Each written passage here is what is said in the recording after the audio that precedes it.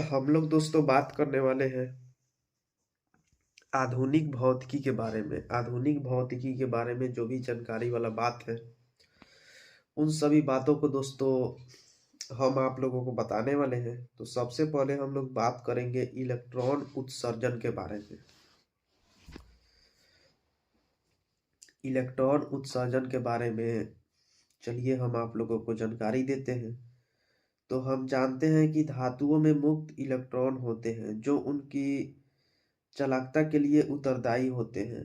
तथापि मुक्त इलेक्ट्रॉन सामान्यतः धातु पृष्ठ से बाहर नहीं निकल सकते, क्योंकि ऋण आवेशित इलेक्ट्रॉन के बाहर आने पर धातु धन आवेशित हो जाता है और पुनः इलेक्ट्रॉन को आकर्षित कर लेगी। परिणाम स्वरूप सिर्फ वे इलेक्ट्रॉन जिनकी ऊर्जा इस आकर्षण के से ज्यादा हो धातु पृष्ठ से बाहर आ जाते हैं। उसके बाद चलिए हम आप लोगों को दोस्तों और सारी महत्वपूर्ण बातों को बताते हैं, जानकारी वाले बातों को। तो अतः इलेक्ट्रॉन को धातु पृष्ठ से बाहर निकालने के लिए एक निश्चित न्यूनतम ऊर्जा की आवश्यकता होती है। इस न्यूनतम ऊर्जा को धातु का कार्यफलन कहते हैं। इसे फाई द्वारा सूचित व्यक्त किया जाता है दोस्तों। उसके बाद धातु के पृष्ठ से इलेक्ट्रॉन उत्सर्जन के लिए मुक्त इलेक्ट्रॉनों को न्यूनतम आवश्यक ऊर्जा निम्न में से किसी भी भौतिक विधि द्वारा दी जा सकती है। अब हम लोग बात करेंगे तपायनिक उत्सर्जन के बारे में। तपायनिक उत्सर्जन के बारे में चलिए हम आप लोगों को दोस्तों अब जानकारी देते हैं। इसके बारे में जानना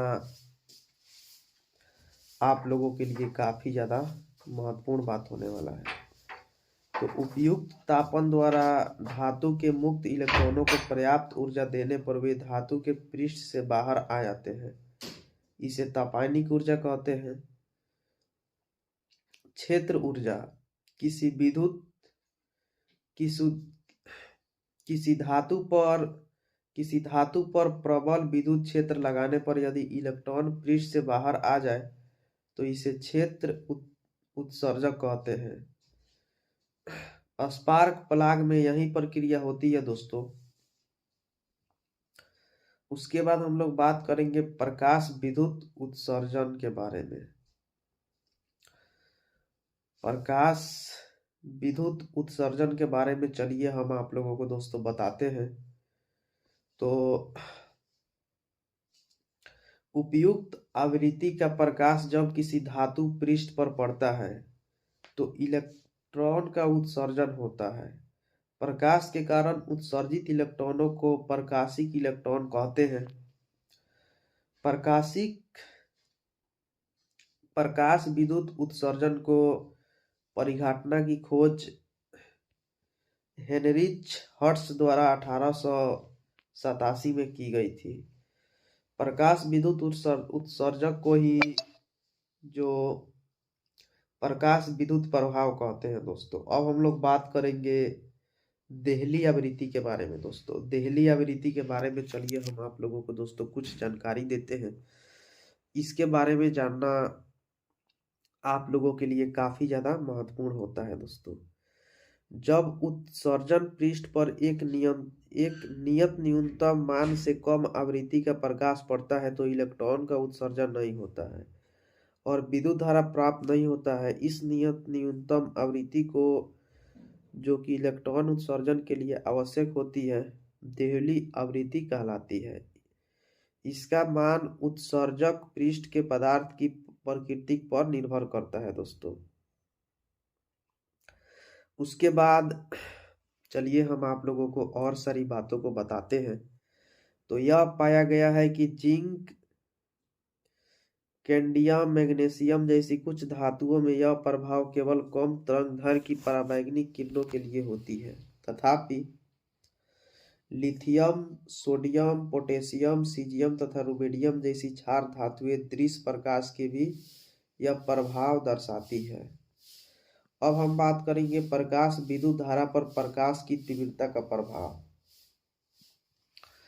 प्रकाश विद्युत धारा पर प्रकाश की तीव्रता के प्रभाव के बारे में हम आप लोगों को जानकारी देते हैं दोस्तों। तो विद्युत तो प्रकाश धारा प्रति सेकंड उत्सर्जित इलेक्ट्रॉनों की संख्या के अनुक्रमानुपाती होती है तथा प्रति सेकंड उत्सर्जित होने वाले इलेक्ट्रॉनों की संख्या आपतित विकिरण की तीव्रता के समानुपाती होती है। अब हम बात करेंगे दोस्तों प्रकाश विद्युत धारा पर प्रकाश की आवृत्ति का प्रभाव। दोस्तों इसके बारे में चलिए हम बताते हैं। तो प्रकाशिक इलेक्ट्रॉन के उत्सर्जन के लिए प्रकाश की आवृत्ति का मान देहली आवृत्ति से अधिक होना चाहिए। देहली आवृत्ति का मान भिन्न भिन्न धातुओं के लिए भिन्न भिन्न होता है। प्रकाशिक इलेक्ट्रॉनों की उच्चतम गतिज ऊर्जा आपतित विकिरण की आवृत्ति के साथ रैखिकता परिवर्तित होती है, जबकि यह इसकी तीव्रता पर निर्भर नहीं होती है। अब हम बात करेंगे दोस्तों प्रकाश विद्युत प्रभाव तथा प्रकाश तरंग सिद्धांत के बारे में।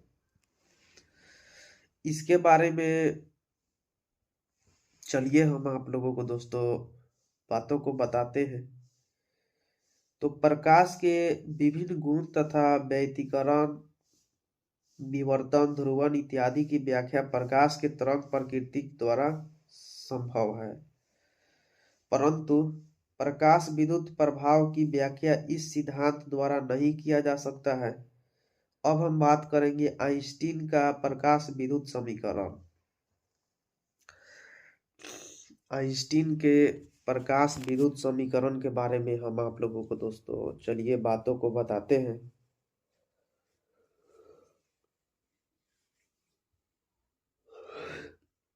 इसके बारे में आप लोगों को दोस्तों जानना बहुत ही ज्यादा महत्वपूर्ण बात आप लोगों के लिए होने वाला है। तो प्रकाश विद्युत प्रभाव पर किए गए प्रेक्षणों की व्याख्या प्रकाश के तरंग प्रकृति सिद्धांत द्वारा नहीं की जा सकी। 1905 में अल्बर्ट आइंस्टाइन ने प्रकाश विद्युत प्रभाव की व्याख्या के लिए विद्युत चुंबकीय विकिरण का मौलिक रूप से नया चित्रण प्रस्तुत किया। दोस्तों इनके अनुसार जो होता है बहुत सारे बातों को बताया गया है। दोस्तों अब हम लोग बात करेंगे द्रव एवं उनके गुण। द्रव एवं उनके गुण के बारे में हम आप लोगों को दोस्तों अब जानकारी देने वाले हैं। इसके बारे में भी जानना आप लोगों के लिए काफी ज्यादा जानकारी वाला बात होने वाला है। तो चलिए हम लोग द्रव तथा उसके गुणों के बारे में आप लोगों को दोस्तों जानकारी देते हैं। तो सबसे पहले हम लोग बात करेंगे रसायन विज्ञान के बारे में। रसायन विज्ञान के बारे में हम लोग सबसे पहले दोस्तों बात करने वाले हैं।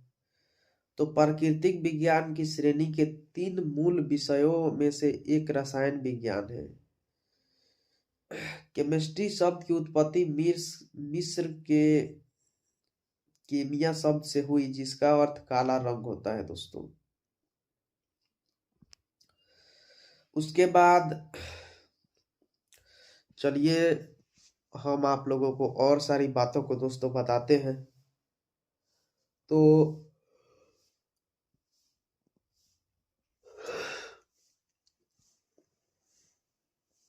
रसायन विज्ञान विज्ञान की वह शाखा है जिसमें पदार्थ के संगठक, संरचना, गुण धर्म और अन्योन्य क्रिया का अध्ययन किया जाता है। फ्रेंच रसायनज्ञ एंटोनी लेवारियर को आधुनिक रसायन का जनक माना जाता है। दोस्तों अध्ययन की सुविधा के लिए रसायन विज्ञान को निम्नलिखित भागों में बांटा जा सकता है: भौतिक रसायन विज्ञान, अकार्बनिक रसायन विज्ञान, कार्बनिक रसायन विज्ञान। द्रव एवं द्रव की अवस्थाओं के बारे में चलिए अब हम आप लोगों को बताते हैं। द्रव क्या होता है और इनकी अवस्थाएं क्या क्या होती है, चलिए इसके बारे में हम आप लोगों को अब जानकारी देते हैं। तो ब्रह्मांड में वह सभी कुछ जिसका द्रव्यमान है और जो स्थान घेरता है द्रव कहलाता है दोस्तों। उसके बाद वास्तव में ब्रह्मांड का निर्माण द्रव और ऊर्जा से हुआ है, अतः हम कह सकते हैं कि ब्रह्मांड में वह सभी कुछ जो ऊर्जा नहीं है द्रव है दोस्तों। द्रव का भौतिक स्वरूप, द्रव कणों से मिलकर बना होता है। द्रव को बनाने वाले कण का आकार अत्यंत छोटा होता है। द्रव के कणों के अभिलक्षित गुण, द्रव के कणों के अभिलक्षित गुण के बारे में चलिए हम आप लोगों को दोस्तों अब जानकारी देते हैं। तो द्रव के कणों के बीच रिक्त स्थान होता है। द्रव के कण निरंतर गतिशील होते हैं और द्रव के कण एक दूसरे को आकर्षित भी करते हैं दोस्तों। ये सब बात काफी ज्यादा महत्वपूर्ण बात है। अब हम बात करेंगे द्रव की अवस्थाएं। द्रव की अवस्थाओं के बारे में चलिए हम आप लोगों को जानकारी देते हैं। तो द्रव की 3 भौतिक अवस्थाएं होती है, ठोस, द्रव और गैस। द्रव की अवस्थाएं उनके कणों की विभिन्न विशेषताओं के कारण होती है।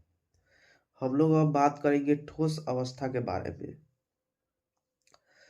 ठोस अवस्था के बारे में चलिए हम आप लोगों को जानकारी देंगे। तो द्रव की अवस्था जिसमें उसका एक निश्चित आकार, स्पष्ट सीमाएं तथा स्थिर आयतन यानी नगण्य संपीड्य होती है, ठोस कहलाती है दोस्तों। ये बात आप लोगों को काफी ज्यादा महत्वपूर्ण बात जानने के लिए मिला। ठोस अवस्था में द्रव के कण आपस में निकट होते हैं, जिसके कारण इनमें उच्च घनत्व होता है दोस्तों। उदाहरण के लिए पत्थर, लोहा, तांबा। अब हम बात करेंगे द्रव अवस्था के बारे में। चलिए द्रव अवस्था के बारे में दोस्तों कुछ जानकारियां देते हैं। तो द्रव की अवस्था जिसमें उसका आयतन तो निश्चित होता है परंतु आकार निश्चित नहीं होता है, द्रव अवस्थाएं कहलाता है दोस्तों। आप लोगों ने भी